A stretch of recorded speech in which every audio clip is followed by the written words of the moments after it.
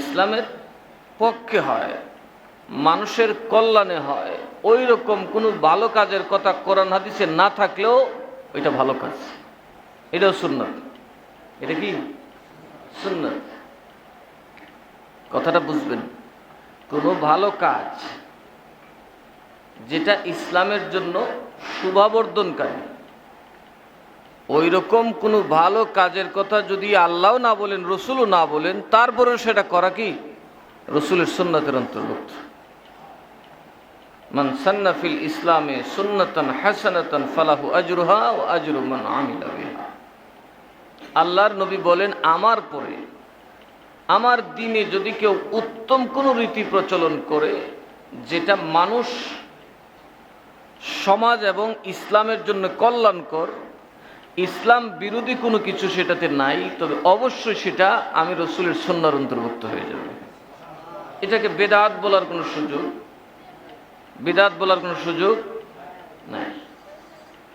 যেমন রসুলের যুগে মাদ্রাসা ছিল না, এখন মাদ্রাসা আছে। এরকম মাদ্রাসা ছিল রসুলের যুগে? রসুলের যুগে আমরা যেমনি মাইক দিয়ে ওয়াজ করি, এরকম ওয়াজ মাহফিল ছিল না।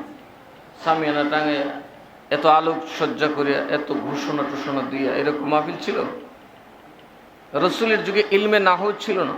ওই যে আরবি, যে গ্রামেটিক্যাল আরবি ব্যাকরণ শাস্ত্র, যেটা আরবি গ্রামার, সেটা রসুলের যুগে ছিল না।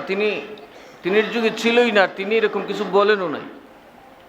কিন্তু ওনার পরে সেটা হয়েছে, সবাই এটাকে রিসিভ করেছে এবং এটা ইসলামের জন্য অতীব কল্যাণকর হয়েছে। ইসলাম যখন সারা পৃথিবীতে ছড়িয়ে গেছে, তখন ইলমে নাহু কোনো বিকল্প নাই।